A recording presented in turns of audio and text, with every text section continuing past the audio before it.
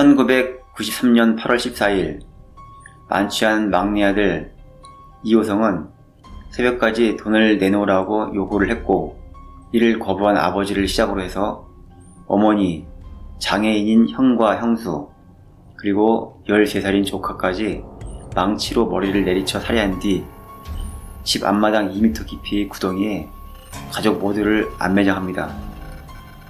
중학교를 졸업한 뒤 노동일을 하며 생계를 꾸렸던 이호성은 일용직으로 일했을 때 알게 된 친구 2명에게 앞마당 배수공사를 이유로 1인당 일당 5만원씩을 주고 구덩이를 파괴했으며, 새벽 야음을 타 가족들을 안매장한 후 곳곳에 튀어있는 핏자국을 감추기 위해 도배를 새로 하고, 안방 금고에서 폐물, 부동산 등기부, 수표와 현금, 통장, 도장 등을 모조리 들고 잠적합니다.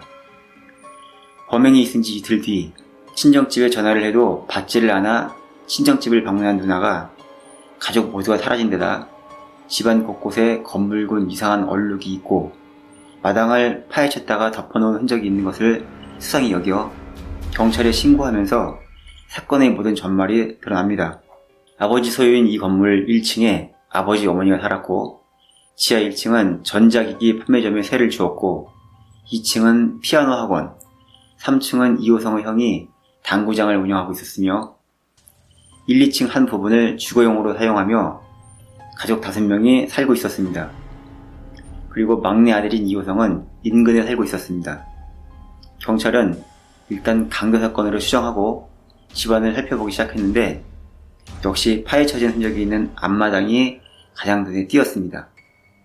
경찰에 의해 다시 파헤쳐진 구덩이에는 10대 소녀의 참혹한 사체를 시작으로 소녀의 부모, 그리고 노부부의 사체까지 5구의 사체가 겹겹이 묻혀 있었는데, 아버지는 알몸 상태였고 다른 가족들은 잠옷 차림이었으며 5명 모두 머리에 둔기를 맞아 직경 5cm 크기로 함몰되어 있었습니다.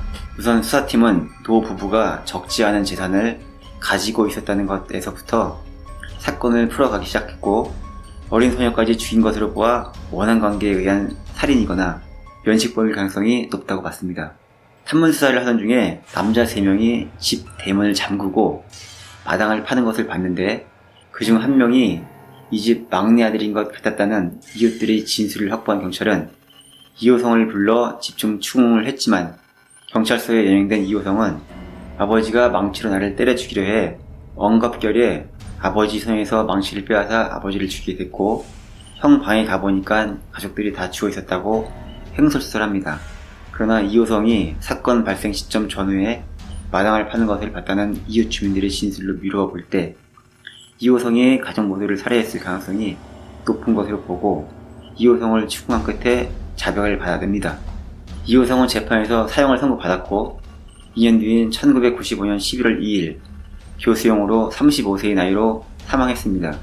이호성의 폐륜 범죄의 표면적인 범행 동기는 도박비 1,500만원이었지만 주변인들의 진술을 종합해보면 그 당시 시가 7억원 상당의 건물과 임대 수익도 있으며 둘째 부인도 두고 있는 아버지와 과거 정신병력이 있으며 틈만 나면 아버지에게 돈을 달라고 했던 막내 아들 이호성 간의 불화 끝에 일어난 사건이라고 보고 있습니다.